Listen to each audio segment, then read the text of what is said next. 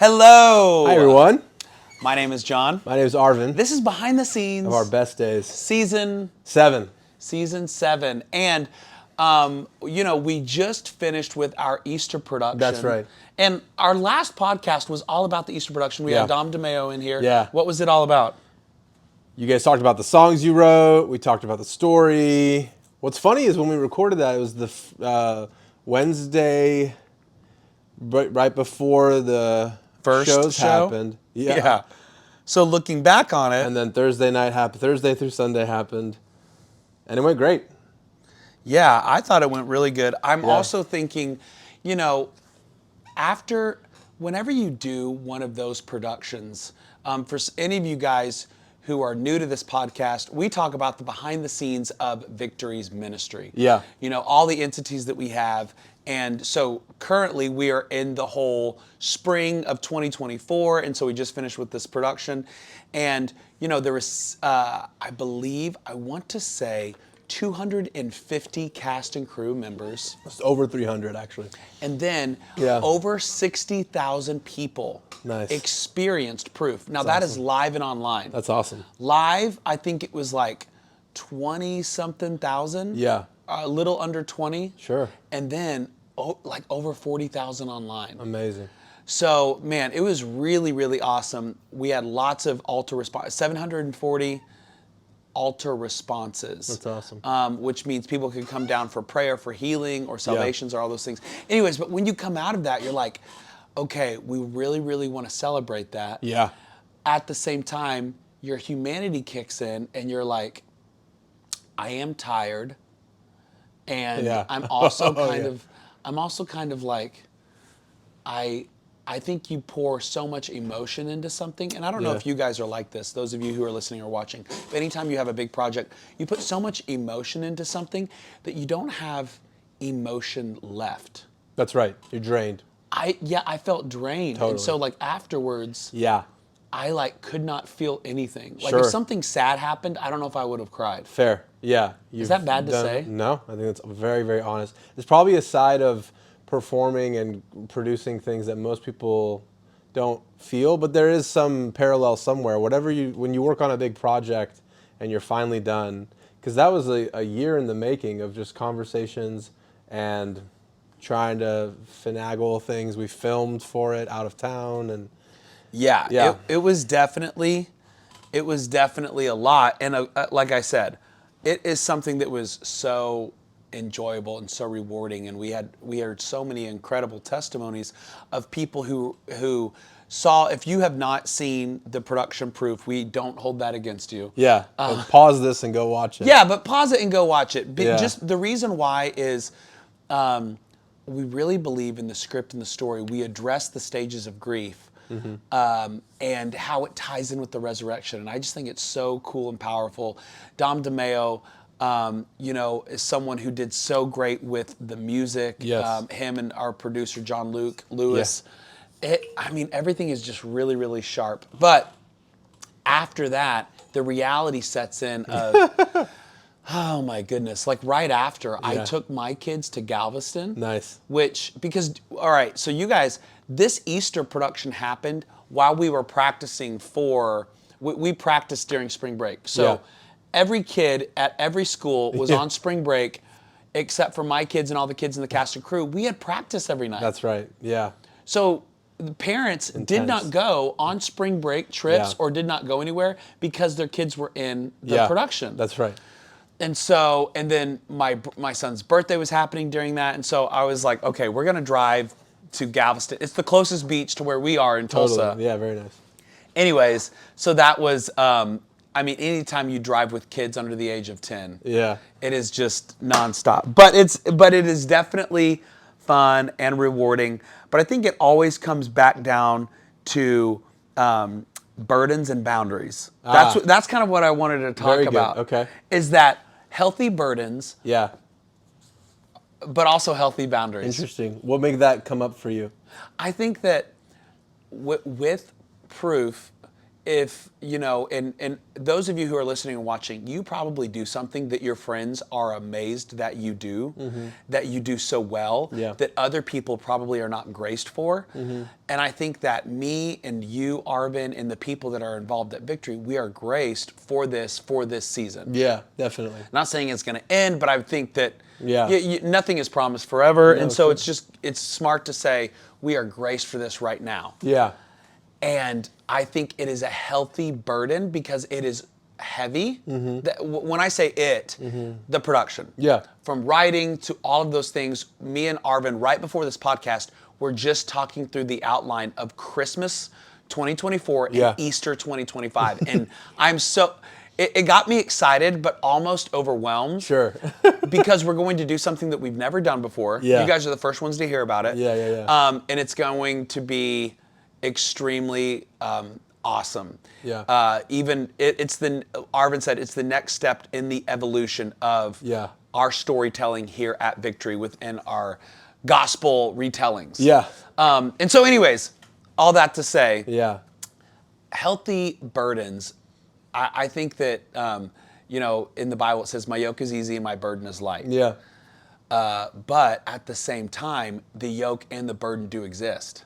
Definitely. And so anyone who is looking for a burden-free life, probably Christianity is not the best for you. You know what I'm saying? Literally our theme is the cross. Absolutely. Like that's the symbol of our faith. Right. And so anyone who is like, oh man, I'm really going through it. I'm like, yeah, well, you are a believer. If they're a believer, I say, then you are equipped for it. And I have to look at myself in the mirror and say that. But I think that the healthy burdens is something that is not too heavy that it crushes you, but it's heavy enough to where it forces you to rely on people like this previous production, or we're getting ready to dive into a worship recording night here in a few weeks with Victory Worship, and then we have conference, and then on anything. Whenever you have people who can share that burden, it is something to where you're like, oh man, this is huge, but it's happening, and we're doing it. And then on the other side, on the boundary side, it is very much, at least for me, it is like, I have to be very strict with my free time immediately after a big... Because I view Proof, the production, I view it as a win. Big time. And any of you guys know that right after a win, sometimes comes a crash. Big time. And so what I have seen the last 4 years, I've gone to a place that is... it's like a counseling center that I go to. And I go in the spring on purpose because the spring usually I have like a crash. Not energy-wise, physically, but like mentally and emotionally. I think that like we get through Easter and then you have like April and May. And my kids are in school. I'm also coaching, so that my schedule is around that. And so by the end of May, I'm like, I can't go into summer and or else I will mentally fall apart. Absolutely. So I have to be very strict on my boundaries. And I had a friend bring it up to me. It's like, why every spring I feel like you become a recluse when everyone else in the spring becomes out and about. Social butterflies. A social butterfly in the spring.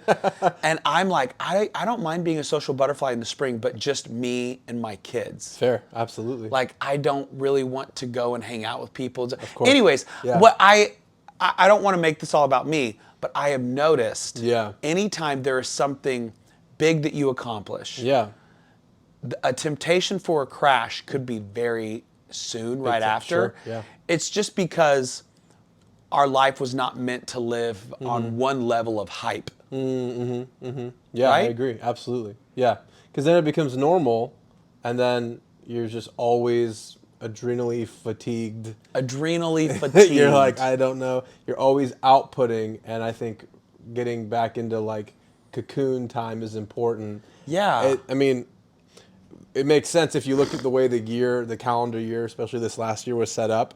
It was Christmas production. Yes. Conference less than a month later. Mercy. Easter production. 2.5 months after. Yeah, everything conference. between December 9th and March 31st were the 3 biggest events. So it only makes sense that after that you're mentally, physically, spiritually exhausted, and then it's important. But then I think knowing that ahead of time now, you can that's where the boundaries part comes into the burden. Like you can kind of portion it out, and it doesn't have to be overwhelming.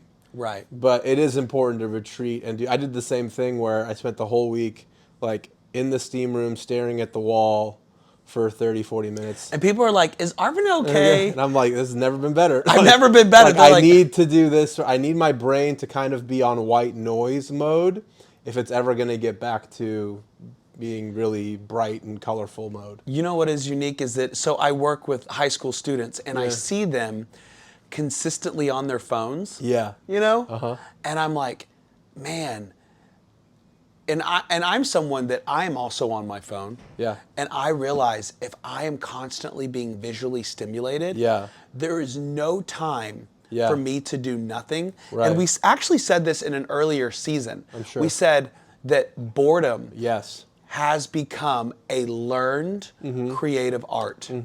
People do not allow themselves to get bored, but because in reality, for any of you listening or watching, boredom is the birthplace of creativity. I agree. Because you don't stay bored for 5 minutes. Right. Next time, set a timer. Yeah. You will be bored. Yeah. I'll say 30 minutes. You will never stay bored for 30 minutes. I promise to God. Yeah. Hand on the Bible. Yeah. Yeah. After 5 to 10 minutes, your brain begins to figure out something creative to do. Yeah.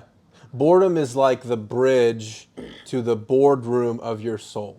Boredom is the bridge to the boardroom of your soul. That's good. Yeah, because you get into where certain emotions of yours can finally surface that have been kind of held down by distraction, or you're constantly stimulated by other things. And if you were to not do that, then you'd constantly be, your creativity would merely be derivative of everything else. So it'd be like, I watched this, I saw this, I heard this, I saw this online, I did this. Let's just throw all that stuff onto the table and we'll mix the ingredients up just different enough to where it's like our thing.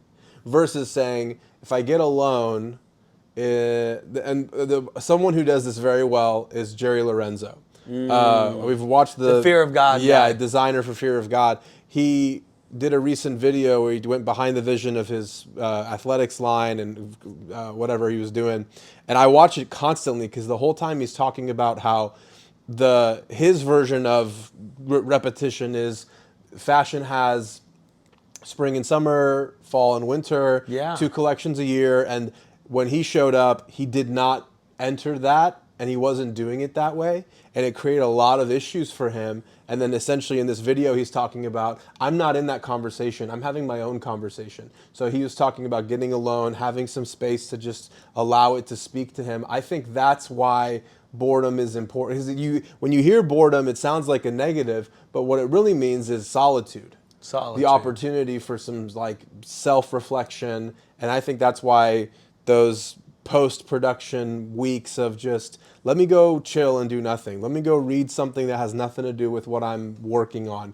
And let me let my brain take a break, an actual break, instead of constantly being, I feel bad for kids now growing up that they have this nonstop receiving from what is already been created, because it minimizes the chance that they could make something for themselves, because they don't have the space to, your imagination is a muscle and you have to strengthen it with boredom and space to do that, and they're not doing it. So they're only able to imagine what they're being shown, and it's actually going to make them less creative. That's so interesting, even though they have more tools than we had growing up, as far as more editing software. Sure. And but they're only going to use those tools to replicate what they've seen their whole lives. As opposed to an original thought. That's right. Wait a second, is that why people keep on doing remakes? That's right. That's probably more the I'm being very facetious to all of our listeners. No, yeah. I think, yeah, that's the other thing is the incentive is are you, it's not a burden if it's just a means to an end. A burden, I think, implies that this is something I have to do. I would do it for free. A means to an end is this is my ladder to get more attention, to get more money, to get more fame, et cetera, et cetera. It's not a burden. So a burden and a ladder are two different things. Yeah, yeah. A ladder is something that you feel like you have to force and climb. Yeah. A burden is an interior conviction. And I don't want to get all preachy on this, but I am going to right now. So you guys get out your notebooks and write this down. Yeah. But it's the difference between people, it's the difference between the disciples saying, Jesus, it's now time to overthrow Rome. Mm-hmm. Mm-hmm. And he's saying, for the joy set before me, I endured the cross. Right, right. Their thought he was going to be taking over the throne. Yeah. Literally. Yeah. Like literally the king. Become king of that time. And he was saying, no, I have a core conviction. Yeah. I'm going to give my life. Yeah. And I believe in this so much, it's going to, I'm going to cling to the cross. Yeah. The very thing that's going to kill me. Mm-hmm. And that is such a beautiful, poetic thing to think about. Right. And then you also look at Jesus when it comes to his boundaries. And we've also said this again in other previous seasons. Mm-hmm. Anytime Jesus did a miracle, it says he often withdrew to a desolate place. Mm-hmm. Mm-hmm. He often withdrew to a desolate place. Yeah. He often withdrew to a desolate place. Yeah. Now, sometimes people would follow him, and he was moved with compassion, and he would heal them. Yeah. But he kept on returning to the wilderness, to desolate places. Yeah. Because after so much attention, I mean, imagine if he was always doing a miracle montage. Yeah. Just everywhere he goes, healing all the time. Yeah. I mean, we know that power would leave him because the woman who touched the hem of his garment, he said, I felt power leave me. Right. Which means he did not have a insurmountable amount of power every day. Mm-hmm. Do you think so? I mean, I don't know. There's no way to know. There's no way to know. But he could tell when it shifted. He could tell when it left him. Yeah. So I'm sure that he could tell. Sorry, I didn't want to misquote the Bible, so disregard everything I just said. Basically, Jesus has all the power in the world. Yeah. But he did feel the power leave him when the woman touched the hem of his garment. Yeah. Which means I'm sure he felt some type of power leaving him after he was doing miracles and signs and wonders all day. Mm-hmm. And so in my mind, I'm like, well, he would often withdraw to a desolate place. I'm not going to put thoughts in Jesus' mind. Sure. I'm not going to put words in the Bible. Yeah. But I'm like, there has to be a reason he would often withdraw. Yeah. That's a clear boundary. Right. Was it to recoup? Yeah. You know, I don't know. Sure. I'm guessing it was. It would make sense. It would make sense contextually. Yeah. So anyways, I just think that the burden is something that you're saying, this is what I feel like I'm supposed to do with my life. Yeah. That core value, that core conviction. And once you know that, once you have that, life becomes a lot more clear, a lot more focused. That's right. You know? Yeah. Another thing that I heard over the weekend is the greatest self-love the greatest act of self-love is discipline. Ah, wow. That's good. I just thought that was so fascinating. Yeah, absolutely. Now, granted, I heard a fitness coach say it. No, it still works. Yeah. But I'm not going to take credit for it, and I'm not going to say it was like Gandhi or Jesus. Yeah. It was just the greatest act of self-love is discipline. Yeah. And so whenever you are disciplined and you are saying, I am making this decision, when you are disciplined and you have strong core values, a strong conviction, you will see fruit in your life. Yeah. It is it's the thing that honestly sometimes keeps us back as humans. Yeah. You know? Yeah.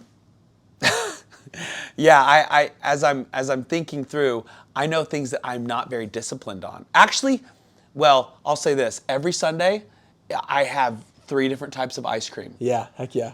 And I am disciplined on that. But I think that like cheat day or whatever you'd want to say it, Sure. it does make it easier for me not to have ice cream on Saturday. Yeah. So my boundaries are easier because I'm like, oh, I'm definitely going to have ice cream on Sunday. Yeah, there you go. So it makes Yeah. the boundaries easier. It has its own space. It has its own space. Yeah. And I also have seen that discipline in my life has given me more free time. Yeah, yeah. That's Because awesome. I'm like, if I finish X, Y, and Z, Yeah. you know, in the morning, the rest of the day, I'm just chilling. And I find that I'm more relaxed around, Yeah. you know, my kids, or if plans don't go according, like if Yeah. my plans don't go according to plan. Right, right, right. I'm more like laissez-faire. Sure. If Yeah. if my morning disciplined routine Yeah. is like set in stone, or No, once of that's course. done. Of course. Anyways. No, it makes sense. I'm just going to check one thing because this went to screensaver mode, and I'm Yes. going to make sure it's still recording. Okay, we're good. Yeah. I'll cut it out. Don't worry. Yeah. Or I won't, and you'll just see that. And you'll see it. Another thing that's interesting about that is it exposes how countercultural his approach was because... For Jesus, you're talking about? Yes, Yeah. exactly. And so, which means if you're going to follow him and go about it that way, or if you're going to get a burden from him, because there's the way the world does things, which is if you were to take all the abilities Jesus had, all the power he had, and you gave it to an individual now, today, they Yeah. would market the heck out of it. They would turn it into a brand. Proselytize thing, it. and they'd make a lot of money, and they'd want a lot of attention. All the main things that most people want. They would automate. They would be like, Yeah. hey, every Yeah. Wednesday morning, check our behind the scenes That's right. podcast. Yeah, Dang they it. would, Do we they do would that? create a schedule. They would make a whole economy out of it. Yeah. And then they would burn themselves out, and they would ruin their own life and nullify everything they ever taught. Which is interesting that there were... this gets morbid, but it proves the point way too well Say to not it. say. Like, when they studied super high IQ individuals. Yes. Like there was a gentleman who had like, keep in mind, Einstein's IQ was like 163. Yes. And 140 or above is considered genius. There was a guy, I believe he's still alive, 250. No way. And they were interviewing him like, what's it like to have so much intellectual power? And he was like, it is the most miserable thing you can imagine, and worse than that. So he actually retired to a farm where he just like lives with horses. There was another kid who at a very, very, very young age had a very high IQ. He was winning chess tournaments. He was doing all this stuff. Bobby And Fischer? It wasn't Bobby Fischer, Oh. because this in particular individual finished college very young, finished like high-level math courses, physics Whoa. courses, Okay. and then committed suicide. Really? Because his brain power was super high, but it was a burden too big for him to have a brain like that. And so he was like, I am so smart, I'm going to take my life. No, I think it was just like when your brain is moving that fast all the time, and your world is not set up for how you're operating, I can imagine it's miserable. So when you see the way Jesus did it and his pattern, what I'm saying is the way the world does things ruins itself. Yes. And Jesus had this other approach that was right side up, where it was, I will operate as I operate, and then I will retreat. So there's one example, and I'm trying to set it up for the way Jesus does things puts the impetus on God to be miraculous as opposed for people to be superhuman. So Jesus finds out that his dear friend John the Baptist has been beheaded, and in the attempt to go be alone with his disciples to grieve is interrupted by 5,000 men and their families. He feeds all of them miraculously, and then he sends the disciples, he goes, can you guys get in the boat and just cross to the other side? And then he goes up into the mountain alone to a desolate place to just recuperate. What's interesting though is he meets them in the ocean, or not in the ocean, on the, I think it's Sea of Galilee. On the water. He meets them on the water, walking on the water, and it says in one of the Gospels, his intention was to pass them. He was merely trying to get to the next place. So what I'm trying to say is, if you... After his recoup, Uh-huh. he walked There was, on water. for him to be able to meet his disciples on where they were going to go, to fulfill the long-term purpose of his life, some supernatural things needed to happen. So what I'm saying is, most people do not pass the test of believing that God's pace for their life will still accomplish what they're supposed to accomplish. All right, say that again, but slower. Most people do not pass the test of having to trust God's pace for their life. Trusting God's pace for their life. The worst thing you can do is have a God-given vision that you try to go about with your own plan and method. Yeah. Because if you were to say, hey, here's what we're going to do. We're going to set up a kingdom that will rule forever. It will be king over all people. It was hard enough back then to become king at one time. Yeah. And so you go to these 12 disciples who all flunk out of rabbi school. They're fishermen, they're tax collectors, whatever. And you bring this burden of like, you're going to be the people who set up the entire world, that like the time and space is all going to be fixated on this one time period. Like human history is bent right here. And imagine these disciples trying to, in fact, in that story where he goes, hey, how much would it cost to feed all these people? How much would it cost to give bread to these 5,000 families? And they're like, are you kidding me? Like, we would have to work for months, 6 months. The 13 of us would have to spend 6 months' salary to feed them one time. So multiply that scale times everything that Jesus is actually setting up to do. Yeah. You cannot achieve that with your human approach and intellect, no matter how smart you are, how wonderful you are. But with the grace of God, the supernatural stuff comes in, but you have to it's the proof is in that you trust his pace. So the fact that the bottom line is people who know God will trust the pace he gives them, will have boundaries on the burden, because if he gives you a burden without teaching you how to have boundaries, he's not helping you, he's crushing you. Yeah, if he gives you burdens without teaching you the boundaries, he is not helping you, he's crushing you. Yeah, and so he loves you, so he's not going to do that. So he's going to teach you boundaries first. And he's going to go, okay, now go about it this way. Here's an incremental increase in weight, incremental increase in responsibility, and then I will take care of the supernatural. Okay, so you're still going to meet your disciples at this time period on this place. I'll have you walk on water. And you have these miraculous things that happen, not because he was trying to make a show of it, but because that was what was necessary for the pace God had given him to make sense. Yeah. And I don't think the majority of people, I won't even talk about age. I've met people in their 60s who are like this, and people who are in their teen years who are like this, and everything in between, myself included. You really know if someone trusts God when they're not in a hurry, when they're not like trying to blitzkrieg their way through life and through people and through things and through, ideas. And it's merely like, I'm going to operate at God's pace for my life. There are going to be gaps that I cannot achieve. Right. That's where I need God's supernatural. The God gap. Exactly. Yeah. So that's something about Jesus's approach that tells me if you're going to follow him and you're not going to pay attention to his pace, you won't last. It'll crush you, and you'll lose heart very quickly, and you'll I don't know, whatever. There's plenty of things that can happen after that. I think that's such a beautiful approach to life. Yeah. And knowing that whole burden is knowing why you're doing what you're doing. That's right. Sometimes whenever people get in burnout mode, because right now sometimes people who work for a church or they work in the audiovisual department or in a creative department, they're like, I've done every graphic I know to do. Sure. And I don't know any more fonts or textures or gradients or colors.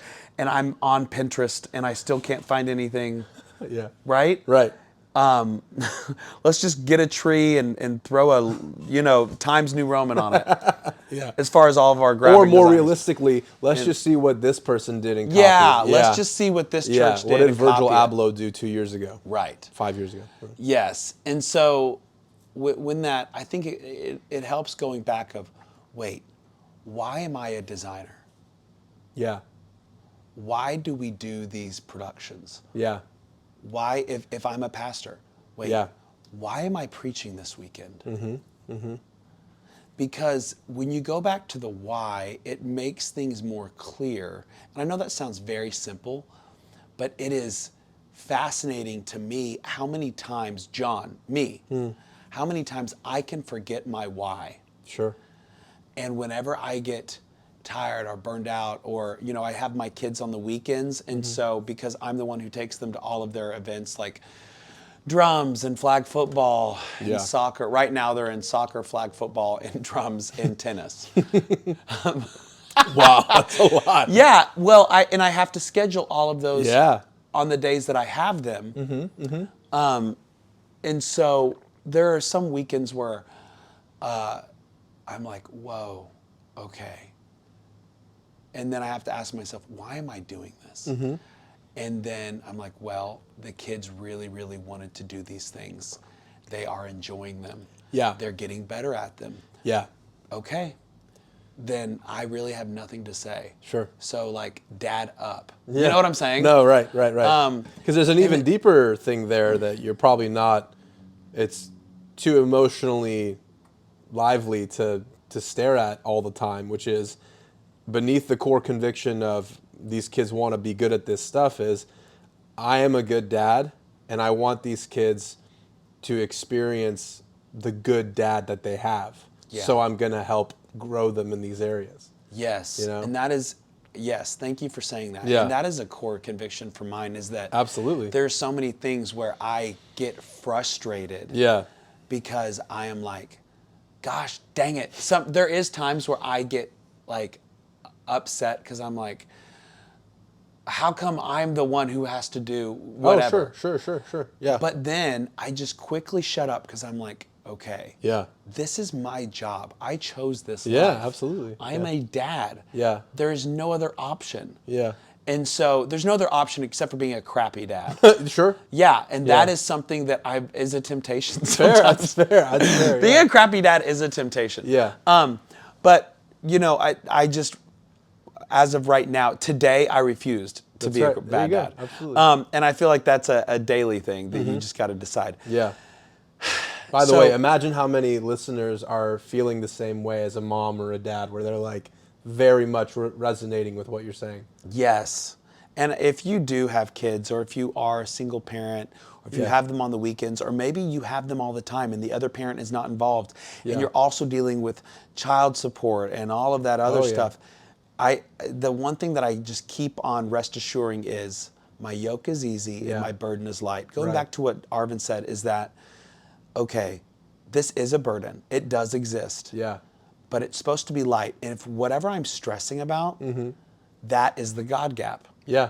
Exactly. That's where the miracle can Yeah, happen. yeah. And so, God, you're going to have to do these things because everything else I can't do Right. these three things. And so I can do these two things. Yeah. And then you're going to have to show up in these other three areas. That's right. And I think that it's a refreshing way, specifically for those of you who feel like you are on that, man, I don't know how much more I have left in my tank. Me and Arvin are just saying, don't give up. Look at your burden. Look at your boundaries. And getting into that, I think that God cycle, looking at Jesus in the Bible, Yeah. what a great example of anytime something big needed to happen, there was a desolate place that he withdrew to. Not that you leave your job, Right. but just being very intentional Yeah. on your boundaries. And it is good Yeah. to be without your phone, to be not around people always. Yeah, exactly. And as a social butterfly, maybe you're like, well, I have to be around people or else I'm sad. Well, then maybe you for sure need to be alone. You got it. If you can't be Especially alone, you. you need to be alone. If you, yeah, exactly. Because it will force you to confront things, and all of those things, it is for your good. At the end of the day, you are only your stage is only as strong as you're behind the scenes. That's really good. If you're behind the scenes is a hot mess, Yeah. it's only a matter of time before what you put out on stage is going to be a hot mess. Absolutely. And so, yeah. I'll close with this. It was one thing that was refreshing this weekend. Pastor Paul, we started this series on the book of James. Yeah. It's so good. Please go listen to that sermon. Yeah. He went James 1 through verse 12. Yeah. And then hit on James 3 a little bit. But one thing, Sunday, 11 a.m., he was talking and he was like, guys, last night I preached such a bad sermon. And he was like, Saturday night service was so not good. And he was like, and I went home and I was really like upset and sad, trying to figure out why I just did so bad. And he is saying this not even 24 hours later on stage in front of the 11 a.m. And he goes, and then when I got home, my kids were hiding in the bushes with super soakers. And they just wanted to have a water gun fight. And so anyways, he's like, I got in this water gun fight, and I was like, all of the people who hated my sermon most of them are going to be back next Saturday. And I'm going to get another chance. And tomorrow I have the 9 a.m. and I have the 11 a.m. So I'm just not going to post the Saturday 5 p.m. on YouTube. And whenever he said that in front of everyone. So now everyone kind of knows the shtick of if it's not good, you put the 11 a.m. on YouTube. Put it back in the oven. Put it back in the oven. And sometimes when you sleep on it and you're still figuring it out, like as a pastor, if you are going to preach a sermon every single weekend and you're not going to plagiarize and steal from another preacher, that's a lot to come up with. That's so much content. And after doing it for 3 years, 4 years, even 2 years, but Paul, I think this is his 7th year or 8th year. I think we're coming up on 10, right? Oh my gosh. 9? Okay. It was 2015. Yeah. This is 2024. Oh my gosh. Yeah, dude. 9 years. Amazing. But you think about preaching every weekend, you're going to have misses. You're gonna have weekends where you're like, yikes, whatever. But at the end of the day, I think what was good is that Sunday afternoon, they figured out to have a person who takes their kids over to my mother's house. And all of their kids hang out at my mom's house and they play all Sunday afternoon. And Paul and Ashley are just together. Just them two alone. Like immediately after a service, that's what they do. And then of course on Mondays, Pastor Paul, most pastors take off on Mondays. And I think that the only way, now he could get ahead and study his sermon. But I think the best thing, whether it's whatever fills your cup, watching movies, riding the bike, he loves pickleball. Those things, it gets you in the rhythm, the unforced rhythms of grace that I think are so important. If you are a believer and the goal is, I want to be in this for the long term, of getting in that rhythm of healthy burdens, healthy boundaries, and then following the Jesus principle, and learning the unforced rhythms of grace. I agree. I agree too. Thank you guys so much for listening and watching behind the scenes of our best days. We love you. We'll see you next time.